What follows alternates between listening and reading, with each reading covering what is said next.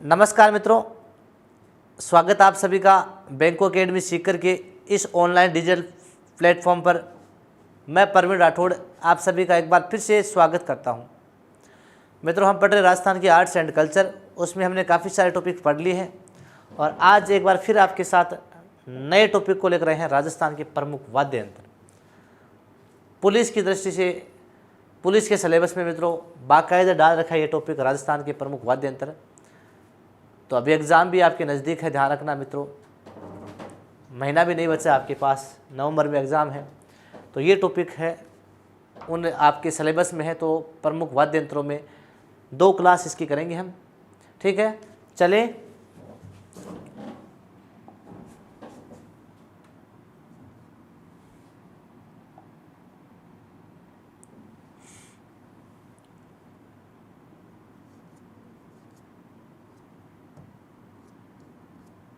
Topic आपका वाद्य यंत्र। कौन सा टॉपिक है? वाद्य यंत्र। देखिए मित्रों, जो वाद्य यंत्र वाला टॉपिक है इसको हम 4 भागों में डिवाइड करके पढ़ेंगे, क्योंकि वाद्य यंत्र मुख्यतः कितने प्रकार के होते हैं? 4 प्रकार के।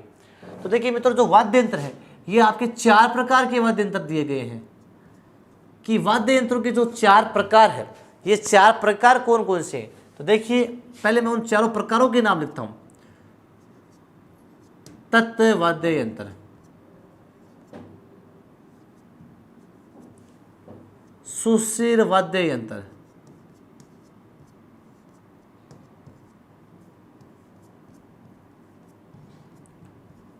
तत्व वाद्य यंत्र, सुशिर वाद्य यंत्र, ताल या अवनद वाद्य यंत्र, ताल या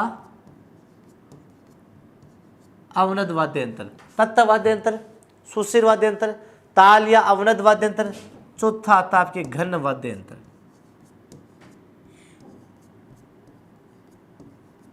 ये 4 प्रकार है मित्रों, तत्व वाद्य यंत्र, सुशिर वाद्य यंत्र, ताल या अवनद वाद्य यंत्र और घन वाद्य यंत्र। चारों प्रकारों को एक एक करके हम पढ़ेंगे। पहले एक बार मैं चारों को वैसे आपको शॉर्टली बता देता हूं कौन कौन से किस प्रकार के होते हैं। तत्व वाद्य यंत्र यानी ऐसे वाद्य यंत्र मित्रों जिनमें स्वरों की उत्पत्ति तारों से होती है, अर्थात तारों के द्वारा बजाए जाते हैं। इनको बजाने के लिए गज होती है। देखो मित्रों, आपने देखा होगा रावण हत्था वगैरह बजाने के लिए जो गांव में इस प्रकार की आती है, इस प्रकार की धनुषाकार लकड़ी होती है, इस पर ये तार वगैरह लगे होते हैं और इसको इस प्रकार से बजाते हैं ना। तो धनुषाकार लकड़ी जिसे गज बोलते हैं, तो इनको गज के द्वारा बजाया जाता है। गज के द्वारा इन्हें बजाते हैं और तारों से इनकी ध्वनि उत्पन्न होती है, इसलिए इसे कहते हैं तत्व वाद्य यंत्र। दूसरा है सुशिर वाद्य यंत्र। ऐसे वाद्य यंत्र जो फूंक मारकर बजाए जाते हैं, जो फूंक मारकर बजाए जाते हैं उन्हें सुशिर वाद्य यंत्र कहते हैं मित्रों। जैसे आपने पुंगी देखा होगा, है ना, बांसुरी वगैरह जो भी है, एक एक करके चर्चा करेंगे। ताल या अवनद वाद्य यंत्र ऐसे वाद्य यंत्र होते हैं जो चमड़े से बनते हैं, चमड़े से या खाल से मंड कर बनाए जाते हैं, जैसे डमरू, ढोल, नगाड़ा। ये सब क्या है? ताल या अवनद वाद्य यंत्र। जो चमड़े से मढ़कर बनाए जाते हैं मित्रों उन्हें क्या कहते हैं? ताल या अवनद। खाल से मढ़कर बनाए जाते हैं उन्हें ताल या अवनद वाद्य यंत्र कहते हैं। घन वाद्य यंत्र ऐसे वाद्य यंत्र होते हैं मित्रों जो लोहे या किसी धातु से बने होते हैं, लोहे या किसी धातु से बने होते हैं, घन वाद्य यंत्र कहलाते हैं और चोट करने पर आवाज़ उत्पन्न करते हैं, है ना। जैसे आपने देखा होगा मंजीरा वगैरह देखा होगा, खड़ताल वगैरह देखी होगी, है ना। तो ये सारे घन वाद्य यंत्र कहलाते हैं। तो अब हम मित्रों एक एक करके इनको पढ़ेंगे। सबसे पहले हम पढ़ेंगे मित्रों तत्व वाद्य यंत्र। देखो 1 नंबर तत्व वाद्य यंत्र।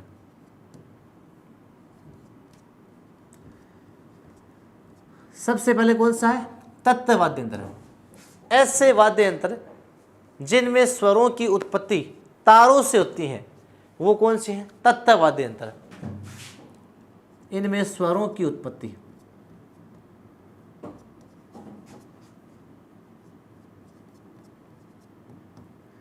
तारों से होती है, वो क्या कहलाते हैं?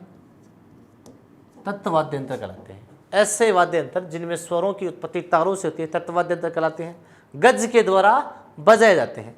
अब देखिए मित्रों, एग्जाम में मुख्यतः प्रश्न क्या आता है वाद्य यंत्रों से? मुख्यतः मेनली प्रश्न ये पूछते हैं कि निम्न में से कौन सा वाद्यंत्र तत्वाद्यंत्र है, या निम्न में से कौन सा एक वाद्यंत्र इनमें से सुस्थिर वाद्यंत्र नहीं है। तो ये प्रश्न आपको ध्यान में रखने, मुख्यतः ध्यान रखना।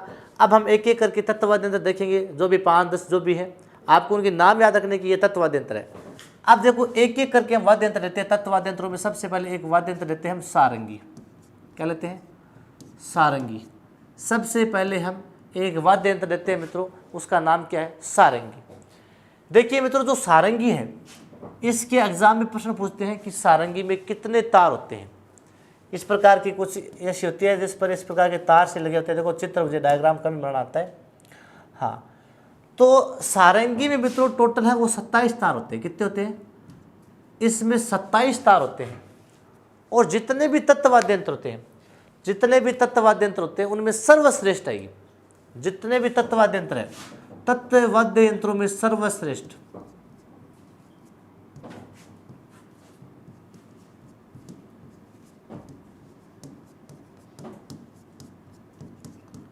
तत्वाद्यंत्रों में सर्वश्रेष्ठ सबसे सुरीला वाद्यंत्र पूछे तो कौन सा है? सारंगी। तो सारंगी में 27 तार होते हैं। तत्वाद्यंत्रों में सबसे बढ़िया सर्वश्रेष्ठ वाद्यंत्र वो कौन सा है? सारंगी। अब देखो मित्रों, जो सारंगी है इसका वादन कौन करती है? वादन करती है पश्चिमी राजस्थान की लंगा जाति सबसे अधिक। पश्चिमी राजस्थान की लंगा जाति, पश्चिमी राजस्थान की जो लंगा जाति है मित्रों, ये सबसे अधिक सारंगी बजाती है। सबसे अधिक सारंगी वादन के लिए जानी जाती है। इसका प्रसिद्ध वादक कौन हुआ है? प्रसिद्ध वादक तो सारंगी वादक था पंडित राम नारायण। कौन थे? पंडित राम नारायण है ये प्रसिद्ध सारंगी वादक हुए। ये आपको ध्यान में रखना है मित्रों। पंडित राम नारायण प्रसिद्ध सारंगी वादक थे। तो सारंगी, इसमें 27 तार होते हैं। केर, शीशम इनकी या सागवान की पेड़ से बनती है सारंगी। तत्वाद्य यंत्रों में सबसे बढ़िया है। इसका वादन मित्रों पश्चिम राजस्थान की लंगा जाति द्वारा होता है। पश्चिम दो इसका प्रसिद्ध वादक हुआ है राम नारायण। कौन है? पंडित राम नारायण। कौन था? पंडित राम नारायण है मित्रों, ये प्रसिद्ध सारंगी वादक था। ये आपका एक वाद्य यंत्र होता है। दूसरा आता है आपका रावण हत्ता। कौन सा आता है? रावण हत्ता। रावण हत्ता ये भी कौन सा है मित्रों? ये भी तत्वाद्य यंत्रों में आपने देखा होगा, इस प्रकार का होता है। आगे से कुछ इस प्रकार का, यानी एक खोल मंडा होता है, यानी एक बकरे, यानी एक आधा कटा हुआ नारियल, आधा कटा हुआ नारियल होता है और बकरे की खाल मंडकर उसका निर्माण किया जाता है। आधे कटे हुए नारियल पर बकरे की खाल मंडकर इसका निर्माण होता है। गांव में देखा होगा, भोपा वगैरह आते हैं तो ये रावण तब बजाते हैं ना। तो रावण हत्या की बात की जाए मित्रों, तो आधे कटे हुए नारियल पर बकरे की खाल मंडकर, ये तो आपको कोई नहीं पूछेगा कि रावण हत्या का निर्माण कैसे किया जाता है। इसके संदर्भ में जितने जो प्रश्न बनते हैं वो आपके सही होने चाहिए। तो रावण हत्या इसका निर्माण कैसे होता है? आधे कटे नारियल पर बकरे की खाल मंडकर। आधे कटे नारियल पर बकरे की खाल मंडकर।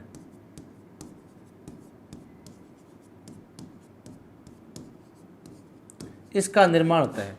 तो रावण हत्या का निर्माण आधा कटा जो नारियल होता है मित्रों, एक साइड उसका, उस पर बकरे की खाल मंडकर इसका निर्माण करते हैं। इसमें जो तार होते हैं वो 9 होते हैं। कितने तार होते हैं? 9। अब रावण हत्या का प्रश्न क्या है एग्जाम में? तो इसका प्रश्न एक कहता है, देखो रामदेव जी की फड़ वाजते ना, तो रामदेव जी की फड़ के वाचन में कौन सा वाद्य यंत्र बजाते हैं? रामदेव जी की फड़ के वाचन में, तो रामदेव जी की फड़ वाचन में मित्रों रावण हत्ता बजाते हैं। ये प्रश्न सबसे इंपॉर्टेंट है। तो रावण हत्ता आधे कट्टे नारियल पर बकरे की खाल मंडकर इसका निर्माण होता है। इसमें टोटल 9 तार होते हैं। कितने होते हैं? 9 तार। और रामदेव जी की फड़ के वाचन में मित्रों रावण हत्ता वाद्य यंत्र बजाते हैं। ये आपको ध्यान में रखना है। तो सारंगी और रावण हत्ता दोनों के प्रश्न क्या बनते हैं? इंपॉर्टेंट। सारंगी की तार एग्जाम में पूछे गए हैं 27 तार, और एक लंगा जाति है इसका वादन करती है। ये 2 प्रश्न सारंगी में इंपॉर्टेंट है। रावण हत्या में एक तो इसके तार 9 होते हैं और रामदेव जी की फड़ में रावण हत्ता बजाया जाता है। ये इसमें इंपॉर्टेंट है। आगे बढ़े।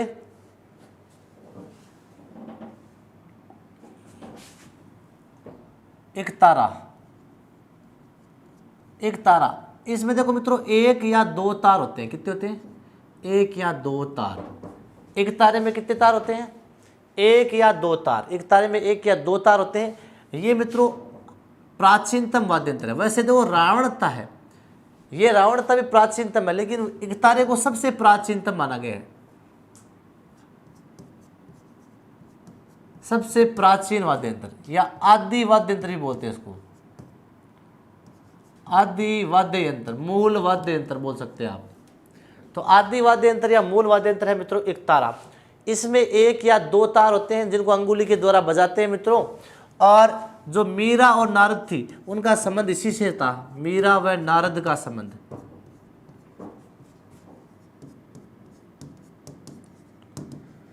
तो मीरा व नारद का संबंध किससे है मित्रों? मीरा व नारद का संबंध एकतारे से था। तो एकतारा जिसमें एक या दो तार होते हैं, सबसे प्राचीन वाद्य यंत्र माना गया है, मूल वाद्य यंत्र माना गया है, आदि वाद्य यंत्र बोलते हैं। मीरा और नारद है वो दोनों एकतारे से संबंध रखते थे, ठीक है, एकतारा बजाते थे। चले आगे।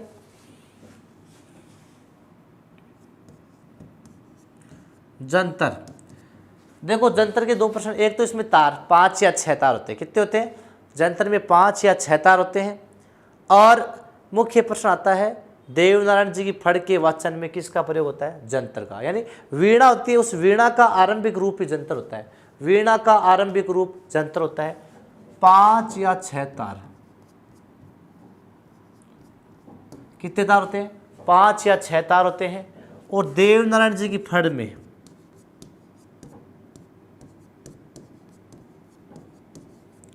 देवनारायण जी की फड़ के वाचन में, देवनारायण जी की फड़ के वाचन में कौन सा वाद्य यंत्र बजा जाता है? जंतर। बहुत बार पूछा गया, ध्यान रखना। तो जंतर जिसमें 5 या 6 तार होते हैं, वीणा का आरंभिक रूप माना गया है। देवनारायण जी की फड़ में कौन सा वाद्य यंत्र बजाते हैं? जंतर बजाते हैं, ठीक है। आगे बढ़े।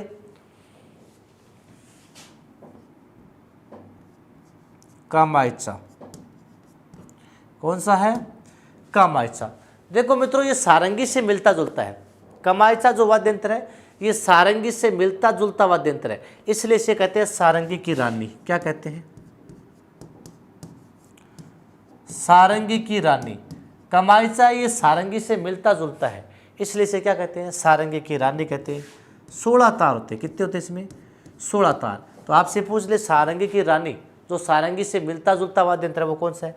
कामायचा। कितने तार होते हैं? 16 तार। अब देखिए मित्रों कामायचा का जो वादन है, इसका वादन है मित्रों ये करती है मांगणियार जाति। कौन सी करती है? मांगणियार जाति। सारंगी को कौन बजाती है? लंगा। सारंगी तो कौन बजाती है? लंगा। और कामायचा कौन बजाती है? मांगणियार। जैसे एक व्यक्ति का नाम आता है साकर खां मांगणियार। कौन था? साखर का मांगणियार।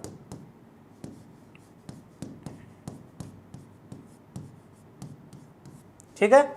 तो कामायचा सारंगी की रानी कहते हैं इसे। 16 तार होते हैं। वादन इसका मांगणियार जाति करती है। साखर का मांगणियार इसके वादन के लिए जाना जाता है, ये आपको ध्यान में रखना है। इसके अलावा कामायचा में मित्रों ईरान की संस्कृति की झलक भी दिखती है। ईरानी वाद्य यंत्र कहते हैं इसको, यानी ईरान में भी ऐसा वाद्य यंत्र है, तो ईरान की संस्कृति की झलक इसमें दिखाई देती है, इसलिए इसको क्या कहते हैं? ईरानी वाद्य यंत्र। क्या कहते हैं? ईरानी वाद्य यंत्र भी बोलते हैं इसको, ठीक है। तो एकतारा हो गया सबसे प्राचीन मूल वाद्य यंत्र। जंतर देवनारायण जी की फड़ में इसका प्रयोग होता है। सारंगी की रानी किसे कहते हैं? कामायचा को कौन बजाता है? मांगणियार। साकर खा मांगणियार इसका प्रमुख वादक माना गया है। इसको ईरानी वाद्य यंत्र भी कहते हैं क्योंकि ईरान की संस्कृति की झलक है इसमें दिखाई देती है। तो एकतारा जंतर कामायचा क्लियर हो गया। आगे बढ़े।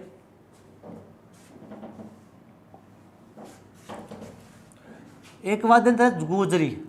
कौन सा है? गुजरी। गुजरी वाद्य यंत्र भी तत्वाद्य यंत्र में आता है मित्रों। ये गुजरी में तो रावण हत्या जैसा है, बस रावण हत्या जैसा। रावण हत्या जैसा वाद्य यंत्र कौन सा है? गुजरी। अर्थात इसमें भी कितने तार होंगे? 9 तार। कितने तार होंगे? 9 तार। तो रावण हत्या जैसा वाद्य यंत्र पूछ ले कि रावण हत्या जैसा वाद्य यंत्र जिसमें 9 तार होते हैं वह कौन सा होता है? गुजरी होता है। कौन सा होता है? गुजरी वाद्य यंत्र।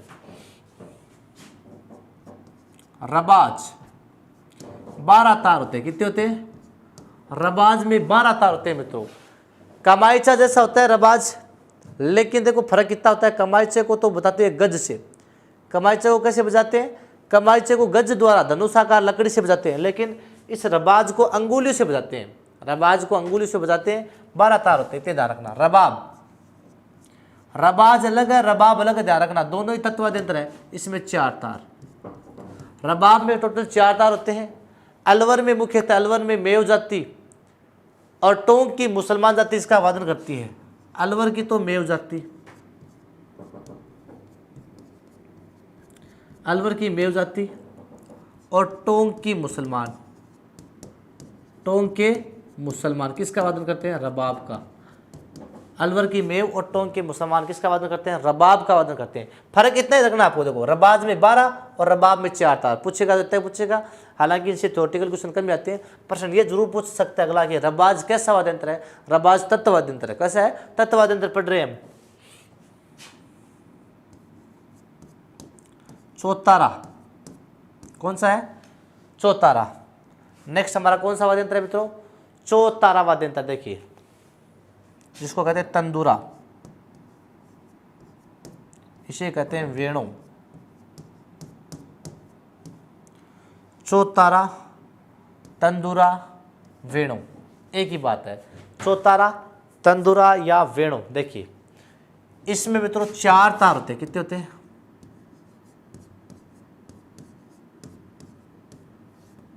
चौतारा, तंदूरा या वेणु, इसमें कितने तार होते हैं? 4 तार। कितने होते हैं? 4 तार होते हैं। चौतारा, तंदूरा या वेणु में 4 तार होते हैं। कामड़ जाति, पश्चिम राजस्थान की एक जाति है कामड़। कौन सी है? कामड़ जाति। तो कामड़ जाति इसका वादन करती है। कामड़ जाति किसका वादन करती है? चौतारे का। तो चौतारा या तंदूरा, इसको वेणु भी कहते हैं। इसमें 4 तार होते हैं। कितने तार होते हैं? इसमें 4 तार होते हैं। चौतारे में कितने तार होते हैं? 4 तार। कामड़ जाति पश्चिमी राजस्थान की कामड़ जाति है, इसका क्या करती है मित्रों? वादन करती है। आगे बढ़े, एक बात देख ले, गुजरी, रावण हत्या जैसा वाद्य यंत्र 9 तार होते हैं। रबाज में 12 और रबाब में 4। अलवर की मेव और टोंक का मुसलमान रबाब का वादन करते हैं। चौतारा, तंदूरा या वेणु एक ही बात है, इसमें 4 तार होते हैं। कामड़ जाति इसका वादन करती है। ठीक है, आगे बढ़े।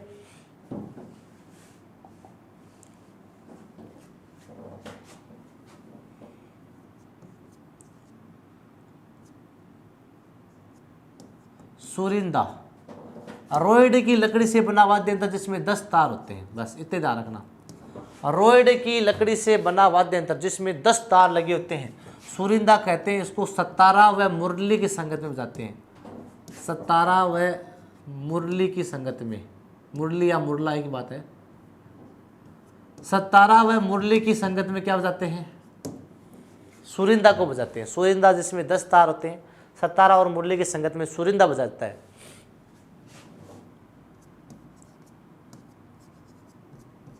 चिकारा कौन सा है? नेक्स्ट कौन सा है हमारा? चिकारा। तो चिकारे में मित्रों 3 तार होते हैं। कितने होते हैं? 3 तार। चिकारे में कितने होते हैं?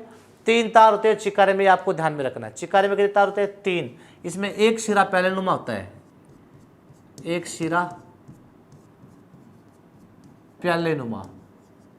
चिकारे का एक शिरा कितना कैसा होता है? प्यालेनुमा। चिकारा 3 तार होता है। केर या शीशम की लकड़ी से बनता है। केर या शीशम की लकड़ी से बनता है चिकारा, जिसमें 3 तार होते हैं और एक शिरा इसका कैसा होता है? प्यालेनुमा होता है।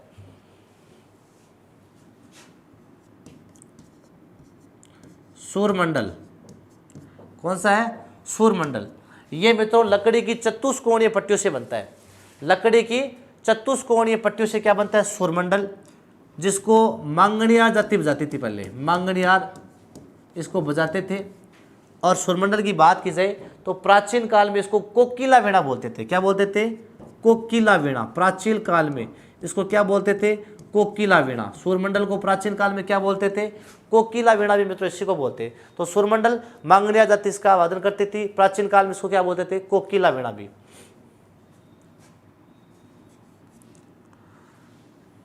बप्पंग,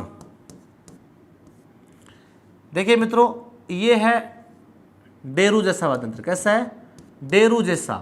बप्पंग कैसा है? डेरू जैसा वाद्य यंत्र है। मुख्यतः अलवर की जो मेव जोगी है ना, मेव जोगी, तो अलवर क्षेत्र में इसका प्रयोग होता है। बप्पंग का जो मेव जोगी होते हैं ना अलवर में, ये अलवर के मेव जोगी इसका प्रयोग करते हैं। बप्पंग है, अलवर के मेव जोगी किसका प्रयोग करते हैं? बप्पंग का प्रयोग करते हैं। प्रसिद्ध बप्पंग वादक था जहूर खां मेवाती। कौन था? जहूर खां मेवाती। ये ध्यान रखना भाई, जहूर खां मेवाती का संबंध किससे है? बप्पंग से। तो बप्पंग कौन बजाता था? जहूर खां मेवाती। अलवर में मेव जोगी बजाते हैं। मुख्यतः डेरू जैसा वाद्य यंत्र है। देखो बप्पंग और एक अपंग भी होता है, वैसे को ध्यान में रखना। ये भी बप्पंग जैसा ही वाद्य यंत्र, ध्यान रखना। अपंग भी एक वाद्य यंत्र का नाम है, ध्यान रखना। बपंग और अपंग दोनों अलग अलग वाद्य यंत्र, ध्यान रखना। ये भी अपंग भी कैसा है, बपंग जैसा ही होता है, डेरो के आकार का होता है, थोड़ा सा इससे छोटा होता है, लेकिन दोनों तत्व वाद्य यंत्र है। दो काको, एक कौन सा है, दो काको या दो काको, एक वाद्य यंत्र है दो काको या दो काको।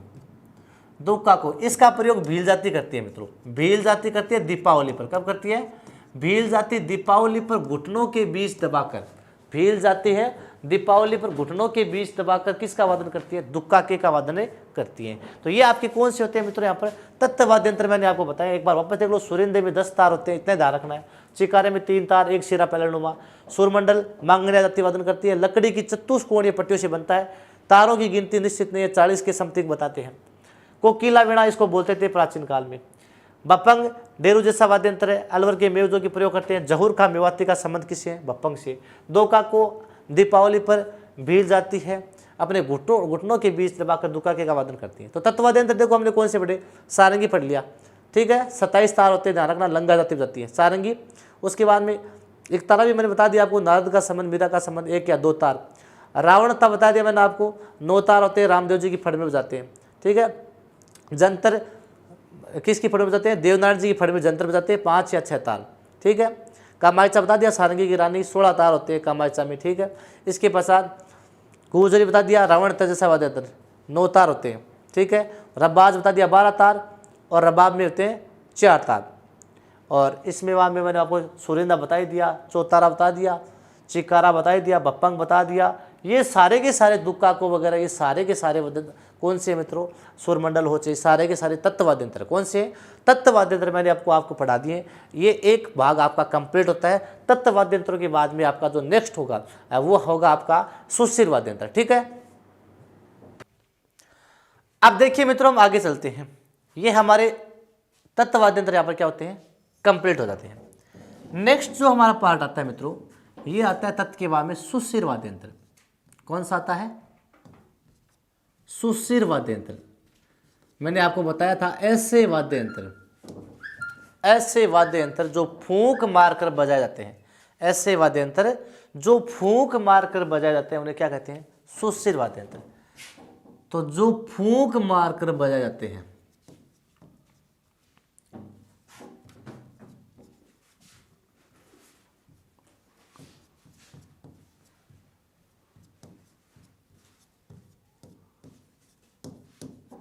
ऐसे वाद्य यंत्र जो फूंक मारकर बजाए जाते हैं उन्हें क्या कहते हैं, सुस्थिर वाद्य यंत्र। क्या कहते हैं, सुस्थिर वाद्य यंत्र कहते हैं। अब देखिए मित्रों, सुस्थिर वाद्य यंत्रों की चर्चा करते हैं एक एक करके। शहनाई, सबसे पहले आपकी शहनाई बजाते हैं भाई। इस शहनाई में मित्रों 8 छिद्र होते हैं। कितने छिद्र होते हैं, 8 छिद्र। शहनाई में आपसे पूछ ले टोटल कितने छिद्र होते हैं, कुल इसमें 8 छिद्र होते हैं। और जिस प्रकार देखो तत्ववाद्य यंत्रों में सारंगी सबसे बढ़िया था, उसी प्रकार आपसे पूछ ले सुस्थिर वाद्य यंत्रों में सर्वश्रेष्ठ वाद्य यंत्र कौन सा है। सुस्थिर वाद्य यंत्रों में सर्वश्रेष्ठ वाद्य यंत्र मित्रों शहनाई है। कौन सा है, शहनाई। तो सुस्थिर वाद्य यंत्रों में सर्वश्रेष्ठ, सुस्थिर वाद्य यंत्रों में सर्वश्रेष्ठ, तो सुस्थिर वाद्य यंत्रों में सर्वश्रेष्ठ वाद्य यंत्र कौन सा है, शहनाई। कुल छिद्र कितने होते हैं, 8। देखो मित्रों, शहनाई के उपनाम भी है 2-3। शहनाई के उपनाम क्या है, नाफिरी या सुंदरी। तो नाफिरी या सुंदरी, ये नाफिरी या सुंदरी किसे कहते हैं, शहनाई को ही कहते हैं। और प्रसिद्ध शहनाई वादक, आपसे पूछ ले प्रसिद्ध शहनाई वादक कौन था, तो शहनाई वादक था बिस्मिल्लाह खां। कौन था, भारत में प्रसिद्ध शहनाई वादक हुआ है बिस्मिल्लाह खां। और इस बिस्मिल्लाह खां को 2001 में इसके लिए भारत रत्न भी मिला था। क्या मिला था, भारत रत्न अवार्ड मिला था शहनाई वादन के लिए। तो प्रसिद्ध शहनाई वादक बिस्मिल्लाह खां था, जिसको शहनाई वादन के लिए 2001 में भारत रत्न मिला था। शहनाई की आकृति मित्रों चिल्लम के आकार की होती है। पश्चिमी राजस्थान में मांगलिक अवसरों पर मुख्यतः जो लंगा जाती है, मुख्यतः लंगा ही बजाती है इसको, पश्चिमी राजस्थान में। इसका क्षेत्र पूछे तो ज्यादातर कौन सा है, पश्चिमी राजस्थान में मुख्यतः लंगा जाति, मुख्यतः लंगा जाति मांगलिक अवसरों पर, विवाह के अवसर पर चिल्लम के आकार की शहनाई बजाती है, ठीक है। तो शहनाई इसमें कुल कितने होते हैं, 8 छिद्र होते हैं। सुस्थिर वाद्य यंत्रों में आपसे पूछे सबसे बढ़िया वाद्य यंत्र कौन सा है, शहनाई बताओगे। इसके उपनाम क्या है, नाफेरी और सुंदरी। इसके वादक कौन हुआ है, शहनाई वादक बिस्मिल्लाह खां था। कौन था, बिस्मिल्लाह का प्रसिद्ध शहनाई वादक था। 2001 में उसे भारत रत्न भी इसके लिए दिया गया था। पश्चिमी राजस्थान में लंगा जाति क्या बजाती है मित्रों, शहनाई बजाती है। ठीक है, चलिए आगे। ये हो गया सुस्थिर वाद्य यंत्रों में सबसे पहला। दूसरा आता है हमारा अलगोजा। ये सबसे इंपॉर्टेंट है भाई सभी वाद्य यंत्रों में। इसका प्रश्न इसलिए इंपॉर्टेंट है क्योंकि इसका प्रश्न ये आता है कि राजस्थान का राज्य वाद्य यंत्र कौन सा है। राजस्थान का राज्य वाद्य यंत्र आपसे पूछे, ये एग्जाम में पूछा गया, 2-3 बार आ गया भाई। तो राजस्थान का राज्य वाद्य यंत्र, राजस्थान का राज्य वाद्य यंत्र, तो राजस्थान का राज्य वाद्य यंत्र पूछे एग्जाम में, सबसे इंपॉर्टेंट है कौन सा है, अलगोजा। ये ध्यान रखना मित्रों। अब अलगोजा क्या होता है मित्रों, ये 2 बांसुरियों से निर्मित वाद्य यंत्र है। 2 बांसुरियों से निर्मित वाद्य यंत्र अलगोजा है। प्रत्येक बांसुरी में 4-4 छिद्र होते हैं, जिनमें से आगे वाले 1-1 छिद्र बंद होते हैं, 6 छिद्र इसमें खुले होते हैं। तो 2 बांसुरियों से निर्मित वाद्य यंत्र, 2 बांसुरियों से निर्मित, 2 बांसुरियों से निर्मित वाद्य यंत्र, 2 बांसुरियों से निर्मित वाद्य यंत्र कौन सा है, वो है आपका अलगोजा। प्रत्येक बांसुरी में कितने होते हैं, 4-4 छिद्र। कितने होते हैं, 4-4 छिद्र। प्रत्येक बांसुरी में आपसे पूछे कितने होते हैं, प्रत्येक बांसुरी में मित्रों 4-4 छिद्र होते हैं। कितने होते हैं, प्रत्येक बांसुरी में 4-4 छिद्र होते हैं। तो अलगोजा राजस्थान का राज्य वाद्य यंत्र, 2 बांसुरी से निर्मित वाद्य यंत्र, दोनों को एक साथ बजाते हैं और दोनों में 4-4 छिद्र होते हैं और एक आगे वाला छिद्र बंद होता है। ये आपको ध्यान में रखना है, 1-1 छिद्र। इसके वादन का क्षेत्र देखिए, इसके वादन का क्षेत्र तो टोंक, अजमेर, भीलवाड़ा। टोंक, अजमेर जो भीलवाड़ा वाला क्षेत्र है वहां पर ज्यादा अलगोजा बजाया जाता है। और प्रसिद्ध वादक पूछे आपसे कि राजस्थान में प्रसिद्ध वादक कौन था, अलगोजा वादक था, जयपुर का था एक रामनाथ चौधरी। कौन था, रामनाथ चौधरी। जयपुर के थे रामनाथ चौधरी। तो जयपुर का रामनाथ चौधरी है मित्रों, ये प्रसिद्ध अलगोजा वादक था। तो ये इंपॉर्टेंट सबसे ये रखता है कि राजस्थान का राज्य वाद्य यंत्र अलगोजा है। 2 बांसुरी से निर्मित वाद्य यंत्र, दोनों को एक साथ मुंह में लेकर बजाते हैं, 4-4 छिद्र होते हैं दोनों में।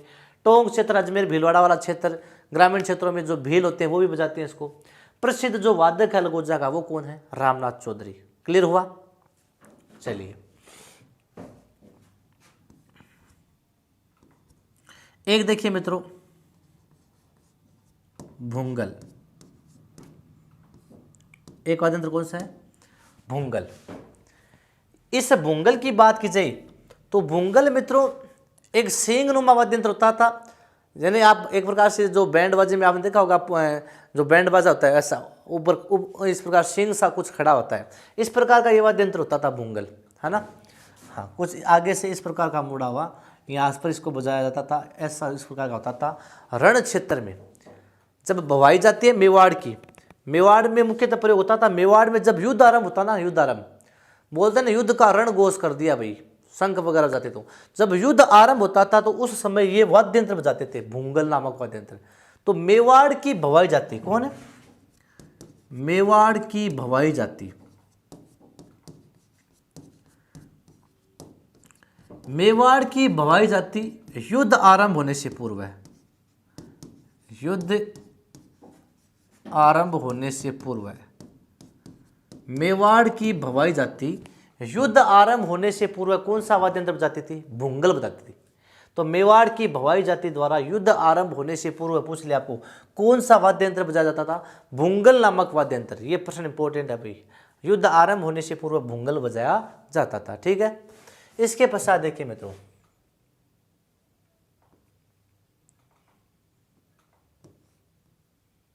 करना। कौन सा है, करना। ये पित्तल से बनता था, पित्तल से बना 7-8 फुट लंबा, 7-8 फुट लंबा एक नोकदार वाद्य यंत्र था। कैसा था, आगे से तीखा नोकदार वाद्य यंत्र, पित्तल से बना 7-8 फुट लंबा। आप देखो 7-8 फुट लंबा कितना हो सकता है। तो पित्तल से बना 7-8 फुट लंबा एक नोकदार वाद्य यंत्र था। इस प्रकार आगे से कुछ खड़ा हुआ इस प्रकार का होता था। और ये जो वाद्य यंत्र है मित्रों राज दरबारों में मुख्यतः प्रयोग होता था। राज दरबार में कोई भी बड़ी जब सभा होती थी ना राजाओं की, तो सभा को आयोजित करते समय लोगों को एकत्रित करने के लिए क्या बजाते थे? करना। तो पीतल से बना 7-8 फुट ऐसा एक बना लंबा नोकदार वाद्य यंत्र जो राज दरबारों में शाही सभाओं के समय बजाया जाता था, वह कौन सा है? करना। तो 3 मैंने अभी बताया, अलगोजा बता दिया राजस्थान का राज्य वाद्य यंत्र, बोंगल मेवाड़ की भयजाती युद्ध आरंभ होने से पहले बजाती थी, करना पित्तल से बना 7-8 फुट लंबा एक नोकदार वाद्य यंत्र है जो राज दरबारों में बजाया जाता था। आगे बढ़े। हाँ,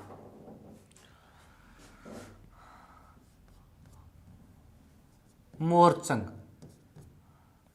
मोरचंग, ये मोरचंग की बात की जाए मित्रों तो मोरचंग जो वाद्य यंत्र है ये सबसे छोटा वाद्य यंत्र माना गया है। वैसे लोहे से बना होता है और यूरोप का एक वाद्य यंत्र था मित्रों ज्यूफ हार्प। कौन सा था? ज्यूफ हार्प।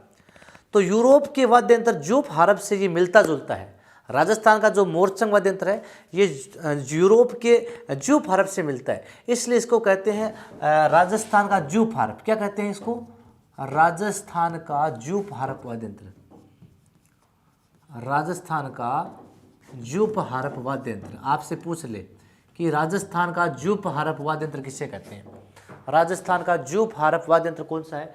वह मोरचंग, यानी दोनों होठों के बीच में दबाकर लोहे से बना एक छोटा सा वाद्य यंत्र होता है। इसको वैसे सबसे छोटा माना गया है, इसको सबसे छोटा वाद्य यंत्र माना गया है इसको, क्योंकि दोनों होठों के बीच दबाकर इसको बजाया जाता है। तो सबसे छोटा वाद्य यंत्र, सबसे छोटा वाद्य यंत्र जिसकी आकृति यूरोप के ज्यूफ हार्प से मिलने के कारण इसे राजस्थान का ज्यूफ हार्प कहते हैं। राजस्थान का ज्यूफ हार्प किसे कहते हैं? मोरचंग को दोनों होठों के बीच में रखकर इसको बजाया जाता है, ये ध्यान रखना। सतारा। सतारा की बात कीजिए, देखो अलगोजा, बांसुरी और शहनाई। अलगोजा, बांसुरी और शहनाई, इन तीनों का मिश्रित रूप क्या है? सतारा। अलगोजा प्लस बांसुरी प्लस शहनाई, इन तीनों का मिश्रण, इन तीनों का मिश्रण, इन तीनों के मिश्रण से क्या बनता है? सतारे का निर्माण होता है। तो अलगोजा, बांसुरी और शहनाई, इन तीनों के मिश्रण से क्या बनता है? एक प्रकार से सतारे का निर्माण होता है। जैसलमेर बाड़मेर में जो गडरिया लोग हैं, जैसलमेर बाड़मेर वाला है ना, जैसलमेर बाड़मेर में जो गडरिया होते हैं ना, गडरिया यानी जो भेड़ वगैरह चराते हैं, बकरियां वगैरह चराते हैं, गडरिया। तो जैसलमेर बाड़मेर में जो गडरिया होते हैं वो क्या बजाते हैं? सतारा बजाते हैं। तो सतारा, अलगोजा, बांसुरी और शहनाई का मिश्रित रूप क्या है? सतारा। जैसलमेर बाड़मेर में गडरिया जो लोग हैं वो क्या बजाते हैं? सतारा बजाते हैं। मशक, ये भी कैसा वाद्य यंत्र है? सुशील वाद्य यंत्र। अब ये मत भूल जाना, आप देखो एग्जाम में प्रश्न पूछे गए, ध्यान रखना।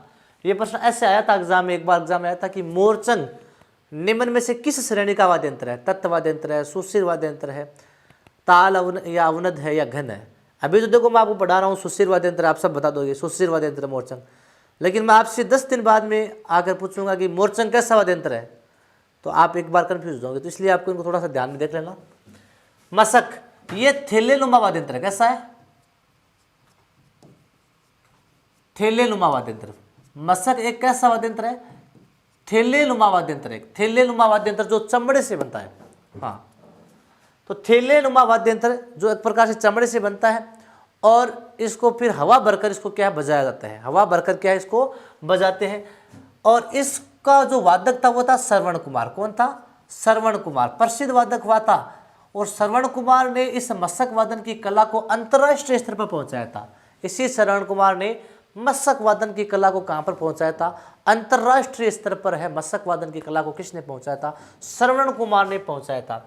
देखिए मित्रों, इसके जो स्वर है, इस मशक के स्वर है, ये भैरूजी के जो भोपे होते हैं ना, वो पुंगी बजाते हैं ना, पुंगी, तो पुंगी की तरह सुनाई देते हैं, पुंगी की तरह। और भैरूजी के जो भोपे हैं उनका प्रमुख वाद्य यंत्र है। किसका वाद्य यंत्र है ये? भैरूजी के भोपों का वाद्य यंत्र। भैरूजी के भोपों का प्रमुख वाद्य यंत्र कौन सा है? मशक। तो मशक मित्रों एक चमड़े से निर्मित थैलेनुमा वाद्य यंत्र है, एक थैलेनुमा वाद्य यंत्र है। ठीक है, इस मशक वादन की कला को अंतर्राष्ट्रीय स्तर पर श्रवण कुमार ने पहुंचाया था। मशक के जो स्वर है ये पुंगी की तरह सुनाई देते हैं। बहरूजी के भोपों का ये प्रमुख वाद्य यंत्र है, कौन सा है? मशक। तो मोरचंग क्या है? राजस्थान का जू फारक वाद्य यंत्र मोरचंग। सतारा आपसे पूछते हैं अलगोजा, बांसुरी और शहनाई का मिश्रित रूप क्या है? सतारा। जैसलमेर बाड़मेर में गडरिया लोग बजाते हैं। मशक थेलेनुमा वाद्य यंत्र है। शरण कुमार ने इस मशक वादन को अंतर्राष्ट्रीय स्तर पर भी पहुंचाया था। स्वर इसके पुंगी की तरह सुनाई देते हैं। बहरूजी के भोपों का ये प्रमुख वाद्य यंत्र है। आगे बढ़ते हैं।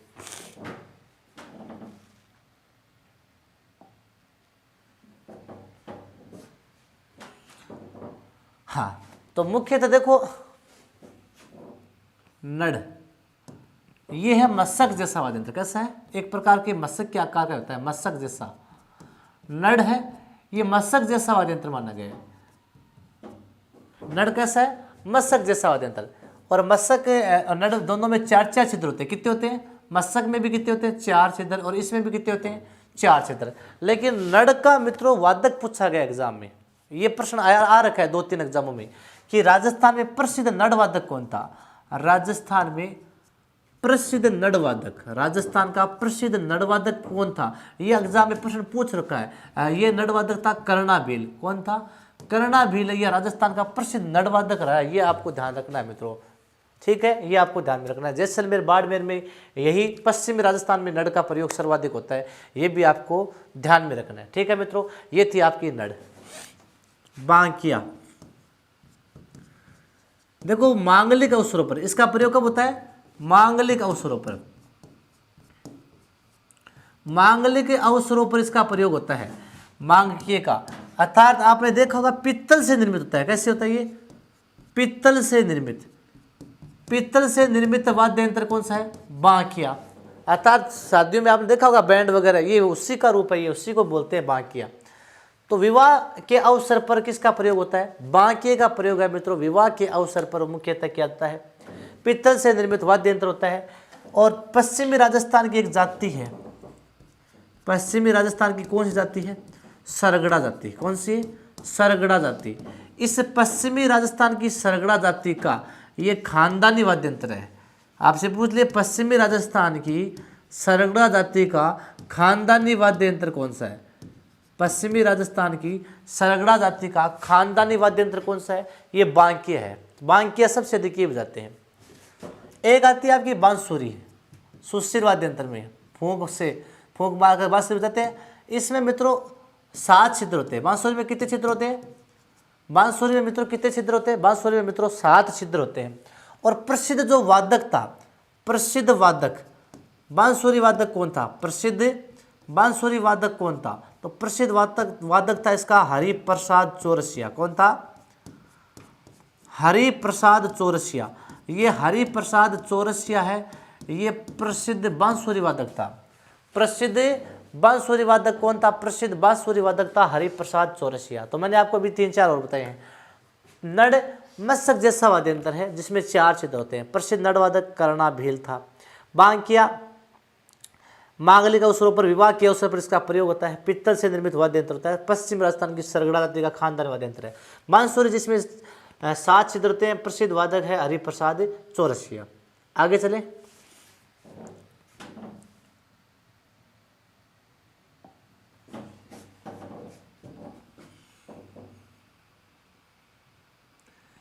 देखो हम सिंगा या सिंगी, हम क्या पढ़ रहे हैं? सुस्सिर वाद्य यंत्र। तो सिंगा या सिंगी ज़्यादा मैं समझाऊंगा नहीं, आपको इतना ही ध्यान रखना है। सिंगा या सिंगी, जो हिरण के सींग होते हैं ना मित्रों, तो हिरण के सींगों से इसका निर्माण करते हैं। ठीक है, तो सींगों से इसका निर्माण करते हैं, इसलिए इसको क्या बोलते हैं? सिंगा या सिंगी। ठीक है, ये भी कैसा वाद्य यंत्र है? ये सुस्सिर वाद्य यंत्र है। देखो आपने पुंगी देखी होगी, पुंगी है ना। पुंगी कौन बजाते हैं? कालबेलिया। कौन बजाते हैं? कालबेलिया। तो कालबेलिया जो पुंगी बजाते हैं वो फूंक मार कर तो बजाते हैं। तो कालबेलिया जो पुंगी बजाते हैं ये फूंक मार कर बजाते हैं, इसलिए पुंगी कैसा वाद्य यंत्र हो गया? ये पुंगी भी सुस्सिर वाद्य यंत्र हो गया। नागफणी, नागफणी, ये नागफणी वाद्य यंत्र कैसा होता है? नाग की आकृति का, नाग की आकृति का वाद्य यंत्र नागफणी। ये कैसा होता है? ये सुस्सिर वाद्य यंत्र है। नागफणी पूछ लिया आपको कि नागफणी वाद्य यंत्र किस प्रकार का है, तो सुस्सिर वाद्य यंत्र है। आगे से आपको ये नाग के समान ऐसे लगेगा, जब इसको बजाया जाएगा तो आप इसको देखोगे तो इस प्रकार का फण वगैरह दिखेगा, जैसे ऐसा लगता है जैसे नाग ही है। तो नाग की आकृति का वाद्य यंत्र नागफणी होता है। ये कैसा वाद्य यंत्र है? ये नागफणी, ये एक प्रकार का सुशिर वाद्य यंत्र। कैसा है? सुशिर। शंख सब जानते हैं, शंख को तो शंख भी कैसा वाद्य यंत्र है? शंख भी मित्रों ये सुशिर वाद्य यंत्र है। कैसा है? शंख भी सुशिर वाद्य यंत्र है। इसके अलावा देखो मित्रों सुरनाई, सुरनाई ये भी कैसा वाद्य यंत्र है? सुशिर वाद्य यंत्र है। देखो मित्रों इसका प्रयोग ढोली व लंगा, ढोली व लंगा मुख्यतः मांगलिक अवसरों पर करते हैं। और प्रसिद्ध इसका जो वादक था सहनाई वादक था, सुरनाई वादक था। प्रसिद्ध सुरनाई वादक कौन था? आपसे पूछ ले प्रसिद्ध सुरनाई वादक कौन था? तो प्रसिद्ध सुरनाई वादक था पेम्पे खा। कौन था?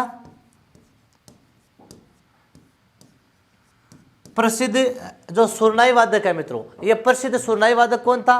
प्रसिद्ध सुरनाई वादक है मित्रों ये था आपका पेम्पे खा। पेम्पे खा को प्रसिद्ध सुरनाई वादक के रूप में जाना जाता है। तो ये भी आपको इसमें ध्यान में रखना है। तो मैंने आपको मुरली के बारे में बता दिया होगा। मुरली भी कैसा वाद्य यंत्र है? ये मुरली या जो मुरला होता है ये भी कैसा वाद्य यंत्र है? ये भी एक सुशिर वाद्य यंत्र है। ये भी एक क्या है मित्रों? सुशिर वाद्य यंत्र है। तो ये मित्रों हमने सुशिर वाद्य यंत्र पढ़े। पहले हमने क्या पढ़े थे? तत्व वाद्य यंत्र। अब हमने क्या पढ़े? सुशिर। सिंगा या सिंगी कैसा है? ये भी एक सुशिर वाद्य यंत्र है। पुंगी जो कालबेलिया जाति बजाती है ये भी सुशिर वाद्य यंत्र है। नागफणी जो नाग की आकृति का सुशिर वाद्य यंत्र है। शंख भी आप जानते हैं कैसा है? एक सुशिर वाद्य यंत्र है। सुरनाई ढोली व लंगा जाति मांगलिक अवसरों पर इसका प्रयोग करते हैं। आगे से गिल्ला कर इसको बजाया जाता है। ये सुरनाई होती है। प्रसिद्ध वादक इसका पेम्पे का था। और मुरली है ये भी एक प्रकार से कैसा है? ये मुरली भी मित्रों एक प्रकार से आपका सुशिर वाद्य यंत्र है। तो एक बार मैं आपको सुशिर वाद्य यंत्र वापस 1-2 मिनट में रिपीट करवा देता हूँ, आप वापस देख लीजिए। सबसे पहले हमने कहाँ से स्टार्ट किया? सहनाई से। सहनाई 8 छिद्र होते हैं और सबसे सुशिर वाद्य यंत्रों में सबसे बढ़िया कौन सा है? सबसे सर्वश्रेष्ठ है वो सहनाई है। ठीक है। लंगा जाति बजाती है, चिल्लम के आकार की होती है, नाफिरी और सुंदरी इसके उपनाम है। सहनाई जो वादक थे उसका भी मैंने आपको बताया था बिस्मिल्ला खां जिनको भारत रत्न मिला था, तो वो सहनाई थी। उसके बाद मैंने मुख्य बताया था आपको अलगोजा। अलगोजा जिसे राजस्थान का राज्य वाद्य यंत्र कहते हैं। रामनाथ चौधरी इसका प्रसिद्ध वादक था। ये था आपका अलगोजा। ठीक है। एक आपको मित्रों तुर्रे भी ध्यान में रखना है। क्या रखना है? तुर्रई। तुर्रे तो देखा होगा राज दरबारों में आगे जो खड़े रहते हैं ना, एक प्रकार की आगे से चिल्लम नुमा आकार के जो वाद्य यंत्र होता है तुर्रई बोलते हैं, तुर्रई बजाते हैं। तो तुर्रई भी आपको ध्यान में रखना कैसा है? ये तुर्रई भी आपका एक प्रकार से क्या है मित्रों? ये इसी सुशिर श्रेणी में आता है। ठीक है। तो ये तुर्रई आ गया। इसके बाद में भूंगल। भूंगल सबसे इंपॉर्टेंट ध्यान रखना, भूंगल का आया हुआ प्रश्न है। युद्ध आरंभ होने से पूर्व भवाई जाति, मेवाड़ की भवाई जाति, मेवाड़ की भवाई जाति युद्ध आरंभ होने से पहले क्या बजाती थी? भूंगल बजाती थी। ठीक है। इसके बाद में नागफणी मैंने बता ही दिया। करना बता दिया। करना 7-8 फुट लंबा पित्तल का नोकदार वाद्य यंत्र। मोरचंग बताया था, यूरोप के जूफ हारप जैसा वाद्य यंत्र मोरचंग था।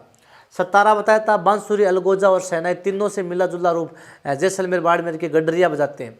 उसके बाद में मस्सक बताया था। चमड़े से निर्मित एक थैलेनुमा वाद्य यंत्र श्रवण कुमार ने अंतर्राष्ट्रीय स्तर पर पहुंचाया था। भैरव जी के जो भोपे बजाते हैं, पुंगी की तरह स्वर सुनाते हैं मस्सक के। नड़ वादक इंपॉर्टेंट है, सबसे प्रश्न। नड़ वादक ध्यान रखना कौन था? कर्णाभील। कर्णाभील क्या बजाता था? नड़ बजाता था। ये आपको ध्यान में रखना है।